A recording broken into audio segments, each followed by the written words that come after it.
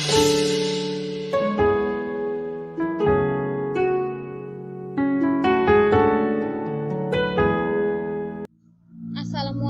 warahmatullahi wabarakatuh. Perkenalkan, nama saya Gita Aprilia Maduto, kelas 3A, Pendidikan Guru Sekolah Dasar, Fakultas Ilmu Pendidikan, Universitas Negeri Gorontalo.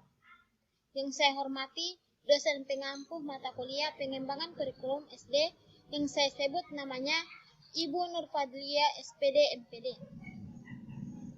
Baik, pada kesempatan ini, saya akan memaparkan PowerPoint saya yang berjudul Perkembangan Kurikulum di Indonesia dari Zaman Dulu dan Zaman Sekarang. Pengertian kurikulum. Istilah kurikulum berasal dari kata kuri atau pelari dan kurere atau tempat berpacu, dan pada awalnya digunakan dalam dunia olahraga. Pada saat itu, kurikulum diartikan sebagai jarak yang harus ditempuh oleh seorang pelari, mulai dari start sampai finish. Kemudian pengertian tersebut diterapkan dalam dunia pendidikan menjadi sejumlah mata pelajaran yang harus ditempuh oleh seorang siswa dari awal sampai akhir program pelajaran untuk memperoleh penghargaan dalam bentuk jasa. Berdasarkan pengertian di atas, dalam kurikulum terkandung dua hal pokok. Yang pertama, adanya mata pelajaran yang harus ditempuh oleh siswa, dan yang kedua, tujuan utama yaitu memperoleh ijazah. Fungsi kurikulum ada 6 bagian. Yang pertama, fungsi penyesuaian. Fungsi ini mengandung makna bahwa kurikulum sebagai alat pendidikan harus mampu mengarahkan siswa agar memiliki sifat well adjusted, yaitu mampu menyesuaikan dirinya dengan lingkungan, baik lingkungan fisik maupun lingkungan sosial. Yang kedua, fungsi integrasi. Fungsi ini mengandung makna bahwa kurikulum sebagai alat pendidikan harus mampu menghasilkan pribadi-pribadi yang utuh. Yang ketiga, fungsi diferensiasi. Fungsi ini mengandung makna bahwa kurikulum sebagai alat pendidikan harus mampu memberikan pelayanan terhadap perbedaan individu siswa. Yang keempat, fungsi persiapan. Fungsi ini mengandung makna bahwa kurikulum sebagai alat pendidikan harus mampu mempersiapkan siswa untuk melanjutkan studi ke jenjang pendidikan berikutnya. Yang kelima, fungsi pemilihan. Fungsi ini mengandung makna bahwa kurikulum sebagai alat pendidikan harus mampu memberikan kesempatan kepada siswa untuk memilih program-program belajar yang sesuai dengan kemampuan dan minatnya. Yang keenam, fungsi diagnostik. Fungsi ini mengandung makna bahwa kurikulum sebagai alat pendidikan harus mampu membantu dan mengarahkan siswa untuk dapat memahami dan menerima kekuatan, potensi, dan kelemahan yang dimilikinya. Selanjutnya, peranan kurikulum terbagi menjadi 3 bagian. Yang pertama, peranan konservatif. Peranan ini menekankan bahwa kurikulum dapat dijadikan sebagai sarana untuk mentransmisikan nilai-nilai warisan budaya masa lalu yang dianggap masih relevan dengan masa kini kepada generasi muda, contohnya para siswa. Yang kedua, peranan kreatif. Peranan ini menekankan bahwa kurikulum harus mampu mengembang sesuatu yang baru sesuai dengan perkembangan yang terjadi dan kebutuhan-kebutuhan masyarakat pada masa sekarang dan masa mendatang. Yang ketiga, peranan kritis dan evaluatif. Peranan kurikulum tidak hanya mewariskan nilai dan budaya yang ada atau menerapkan hasil perkembangan baru yang terjadi, melainkan juga memiliki peranan untuk menilai dan memilih nilai dan budaya, serta pengetahuan baru yang akan diwariskan tersebut. Karena kurikulum harus turut aktif berpartisipasi dalam kontrol atau filter sosial, nilai-nilai sosial yang tidak sesuai lagi dengan keadaan dan tuntutan masa kini, dihilangkan dan diadakan modifikasi atau penyempurnaan. Selanjutnya, tujuan kurikulum terbagi menjadi 3 bagian. Yang pertama, tujuan pendidikan nasional. Tujuan ini memiliki syarat dengan muatan filosofis, merupakan sasaran akhir yang harus dijadikan pedoman oleh setiap usaha pendidikan. Artinya, setiap lembaga dan penyelenggaraan itu, baik pendidikan yang diselenggarakan oleh lembaga pendidikan formal, informal, atau non-formal. Tujuan pendidikan umum biasanya dirumuskan dalam bentuk perilaku yang ideal, sesuai dengan pandangan hidup dan filsafat suatu bangsa yang dirumuskan oleh pemerintah dalam bentuk undang-undang. Yang kedua, tujuan institusional. Tujuan ini memiliki tujuan yang harus dicapai oleh setiap lembaga pendidikan. Dengan kata lain, tujuan ini dapat didefinisikan sebagai kualifikasi yang harus dimiliki oleh setiap siswa setelah mereka menempuh atau dapat menyelesaikan program di suatu lembaga pendidikan tertentu. Tujuan institusional merupakan tujuan antara untuk mencapai tujuan umum yang dirumuskan dalam bentuk kompetisi lulusan setiap jenjang pendidikan.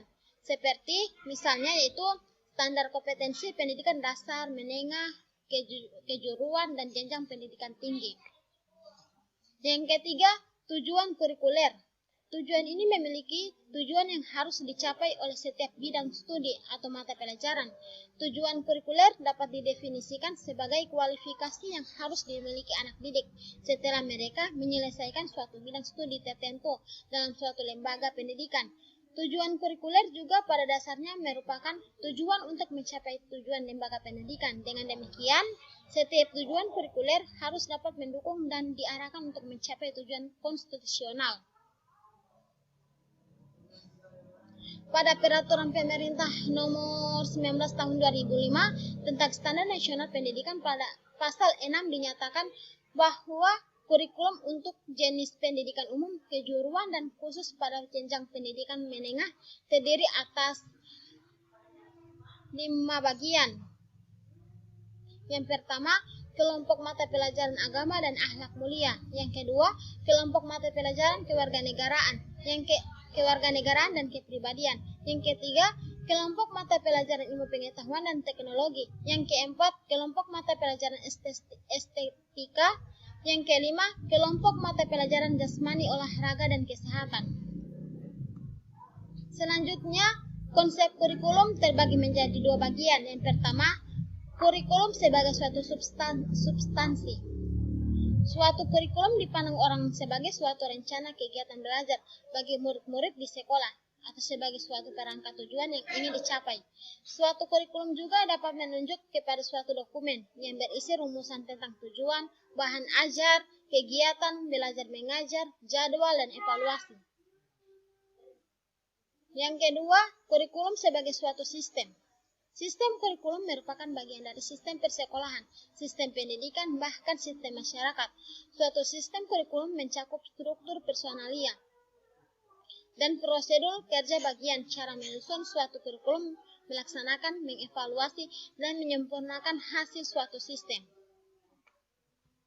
Selanjutnya, perkembangan kurikulum ada 10 bagian. Yang pertama, kurikulum 1947. Kurikulum pertama yang lahir pada masa kemerdekaan memakai istilah dalam bahasa Belanda. Leerplan artinya rencana pelajaran. Istilah ini lebih populer dibanding istilah kurikulum bahasa Inggris.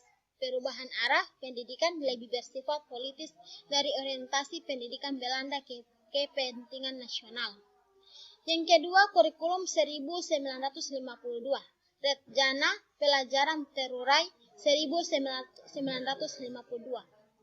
Pada tahun 1952, kurikulum di Indonesia mengalami penyempurnaan. Kurikulum ini lebih merinci setiap mata pelajaran, yang kemudian diberi nama Rencana Pelajaran Terurai 1952. Kurikulum ini sudah mengarah pada suatu sistem pendidikan nasional yang paling menonjol dan sekaligus ciri dari kurikulum 1952 ini bahwa setiap rencana pelajaran harus memperhatikan isi pelajaran yang dihubungkan dengan kehidupan sehari-hari. Yang ketiga, kurikulum 1964. Rencana Pendidikan 1964. Pokok-pokok pikiran kurikulum 1964 yang menjadi ciri dari kurikulum ini adalah bahwa pemerintah mempunyai keinginan agar rakyat mendapat pengetahuan akademik untuk pembekalan pada jenjang SD, sehingga pembelajaran dipusatkan pada program Pancawardhana. Yang keempat, kurikulum 1968. Kurikulum ini merupakan pembaharuan kurikulum 1964, yakni dilakukan perubahan struktur kurikulum pendidikan dari Pancawardhana menjadi pembinaan jiwa Pancasila, pengetahuan dasar, dan kecakapan khusus. Kurikulum ini merupakan perwujudan perubahan orientasi pada pelaksanaan Undang-Undang Dasar 1945 secara murni dan konsekuen. Kelahiran kurikulum 1968 bersifat politis, yaitu mengganti Rencana Pendidikan 1964 yang dicitrakan sebagai produk Orde Lama. Tujuannya pada pembentukan manusia Pancasila sejati. Yang kelima, kurikulum periode 1975. Kurikulum ini menekankan pada tujuan agar pendidikan lebih efisien dan efektif. Metode materi dan tujuan pengajaran dirinci dalam prosedur perkembangan sistem instruksional, yaitu PPSI. Zaman ini dikenal istilah satuan pelajaran. Yang keenam, kurikulum 1944, kurikulum 1975 yang disempurnakan.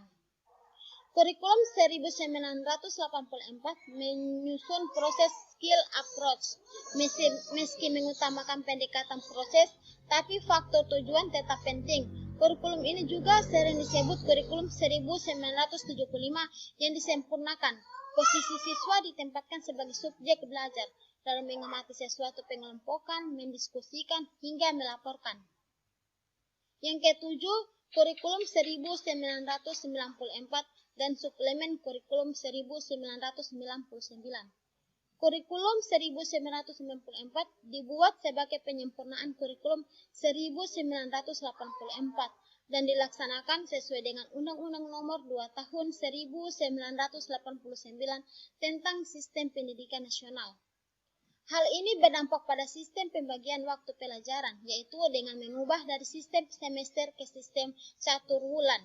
Dengan sistem caturwulan yang pembagiannya dalam 1 tahun menjadi 3 tahap, diharapkan dapat memberi kesempatan bagi siswa untuk dapat menerima materi pelajaran cukup banyak. Yang kedelapan, kurikulum 2004, yaitu KBK, kurikulum berbasis kompetensi. Kurikulum 2004 disebut juga kurikulum berbasis kompetensi. Suatu program pendidikan berbasis kompetensi harus mengandung 3 unsur pokok, yaitu pemilihan kompetensi yang sesuai spesifikasi, indikator-indikator evaluasi untuk menentukan keberhasilan pencapaian kompetensi dan perkembangan pembelajaran. Kurikulum 2004 ini memiliki ciri-ciri KBK sebagai berikut. Yang pertama, menekankan pada ketercapaian kompetensi siswa baik secara individual maupun klasik. Yang kedua, kegiatan pembelajaran menggunakan pendekatan dan metode yang bervariasi. Yang ketiga, sumber belajar bukan hanya guru, tetapi juga sumber belajar lainnya yang memenuhi unsur edukatif. Yang keempat, penilaian menekankan pada proses dan hasil belajar dalam upaya penguasaan atau pencapaian suatu kompetensi. Yang kelima, struktur kompetensi dasar KBK ini dirinci dalam komponen aspek kelas dan semester. Yang kesembilan, kurikulum periode KTSP, yaitu kurikulum tingkat satuan pendidikan 2006. Awal 2006, uji coba KBK dihentikan. Muncullah KTSP disusun oleh Badan Standar Nasional Pendidikan (BSNP), yang selanjutnya ditetapkan oleh Menteri Pendidikan Nasional melalui Peraturan Menteri Pendidikan Nasional Nomor 22, 23, dan 24 Tahun 2006. Menurut Undang-Undang Nomor 24 Tahun 2006 Pasal 1 Ayat 15, kurikulum tingkat satuan pendidikan KTSP adalah kurikulum operasional yang disusun oleh dan dilaksanakan di masing-masing satuan pendidikan. Jadi, penyusunan KTSP ini dilakukan oleh satuan pendidikan dengan memperhatikan standar kompetensi serta kompetensi dasar yang dikembangkan oleh Badan Standar Nasional Pendidikan, yaitu BSNP. Kurikulum yang terakhir atau yang ke-10, kurikulum periode 2013. Kurikulum 2013 merupakan penyempurnaan modifikasi dan pemutakhiran dari kurikulum sebelumnya. Kurikulum 2013 ini sudah diimplementasikan pada tahun pelajaran 2013 sampai 2014 pada sekolah-sekolah tertentu terbatas. Kurikulum 2013 ini diluncurkan secara resmi pada tanggal 15 Juli 2013. Sesuatu yang baru tentu mempunyai perbedaan dengan yang lama. Sekian dari materi saya Lebih dan kurangnya saya mohon maaf.